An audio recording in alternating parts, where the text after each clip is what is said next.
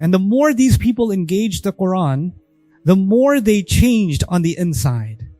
They just changed on the inside. And the more they just realized, I've been afraid of the wrong thing. I've been running after the wrong thing. I've been obsessed with the wrong thing. I've been submitting to the wrong thing. Now, first of all, everything you see is a creation of Allah. Everything you see is a gift of Allah. None of it is yours. You don't even belong to yourself. That's revolutionary. You'll have societies that say the ultimate owner of me is myself. The ultimate authority of me is my individual self. My self-determination, my independence, my choices, my freedom, my feelings that will determine what kind of life I want to live. I am the ultimate authority. You know, in the ancient times, Fionn used to say, I'm the ultimate authority. I'm your God. Now we're living in modern times. Everybody says, no, we don't need one Fionn. Each one of us can be our own. I'm my own God. And it's actually that God that was broken by this revolution of the Quran. First it was shattered. Human beings were taught to conquer the false God inside themselves that resides in their hearts. Whoever can be protected from the evil, the intense selfishness that they have inside of themselves, those people have attained success. The Quran was a revolution inside the hearts before you think it was a political revolution or an economic revolution or a social revolution or a legal revolution or any other kind of revolution. The revolution that the historian does not see, non-Muslim study Islam. Non-Muslim study Islamic history. They do PhDs in this stuff and they're trying to figure out, how did this revolution in Arabia happen? How did this thing happen? And this was a military movement. This was an expansionist movement. And they're trying to frame it the way they frame every other revolution. What they cannot see, what they cannot perceive, is that this was a transformation of the world inside a person, not the world outside a person. That was the first transformation. But when that transformation happens, once that transformation happens inside a person, something changes. It didn't stop there. It didn't just say Allah. I'm not telling you there was a revolution inside of people and it stopped there. No. That was the starting point. That was the seed. But now that seed the roots of it are deep. The tree, the roots of it are deep and the branches go into the sky. Allah says that's actually a pretty good description of what happened in of the Prophet ﷺ. It starts with the example of a good word is like a beautiful good tree whose roots are deep and branches go into the sky. And the example of a filthy word is like, just a filthy plant that it's like a shrub. It just washes off or blows off. It doesn't have any roots. Right? Because when Muhammad sallallahu alaihi wasallam was planted deep inside people, the way they grew, the way they matured, the way they thought, the way they emerged, different than any other kind of person. Fundamentally different.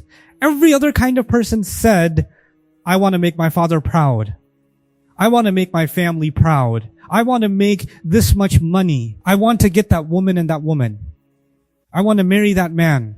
The woman said, I want to have this kind of jewelry. I want to have this kind of house. I want to have this kind of horse. If I had that, I'll be successful. If I'm famous, I'll be successful. If I'm the best poet, I'll be successful. They had these standards for what is successful. And they had those hopes in their heart. They lived with them. They slept with them. They woke up with them. And the Quran came and said, I'll give you something better to hope for. I'll give you something better to be obsessed with in your heart. You could still like all of those things, but first I just want to meet Allah. I just want to meet the one who put all of this here, who made all of this, and then He gave me my life.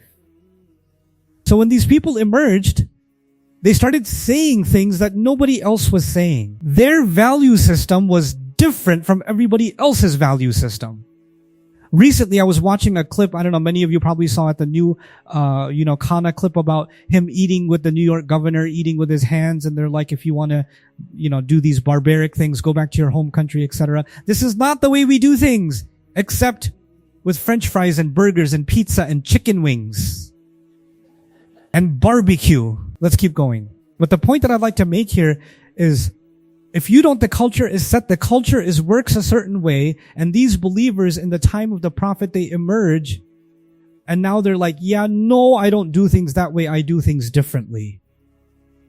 What do you mean you don't do things? You do things you don't want to be successful.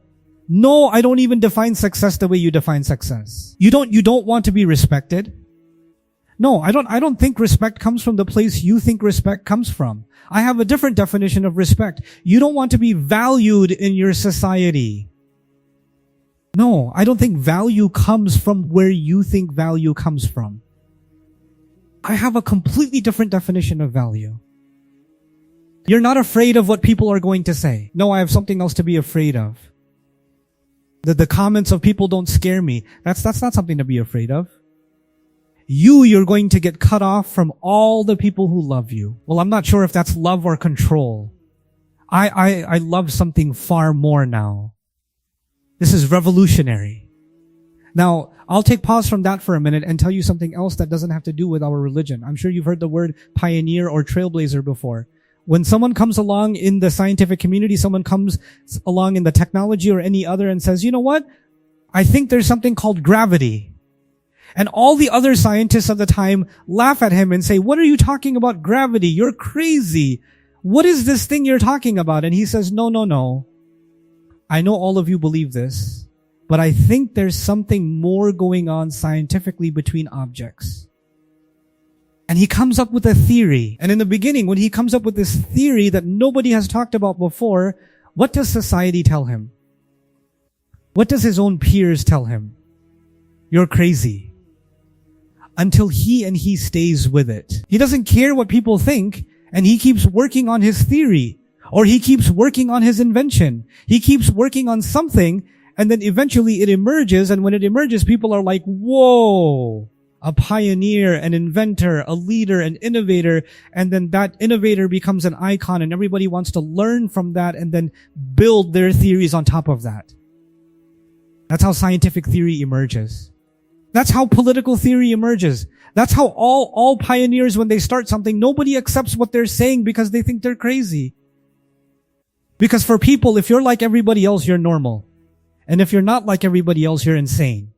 If you're eating with your hands, you're insane. You understand?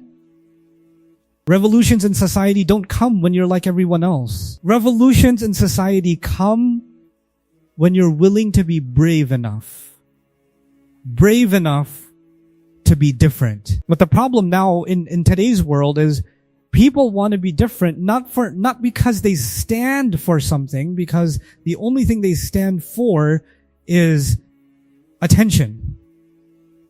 So now I want to be different, not because I believe in something. I want to be different because it's going to get more views. It's going to be shocking. Right?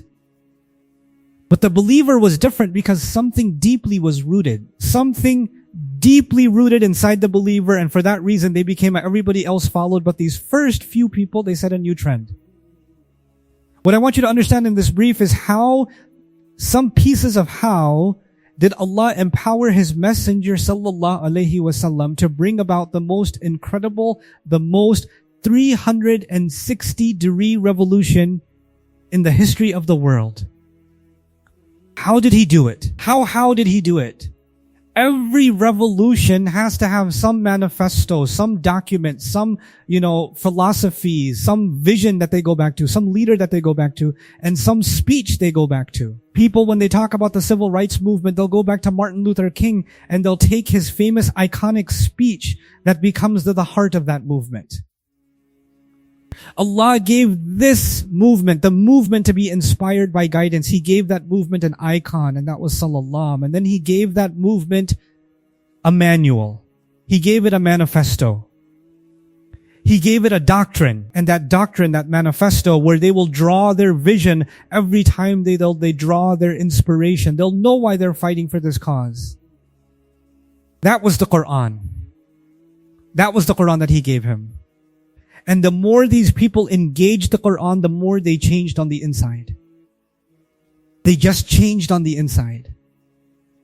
And the more they just realized, I've been afraid of the wrong thing. I've been running after the wrong thing. I've been obsessed with the wrong thing. I've been submitting to the wrong thing. Ameen.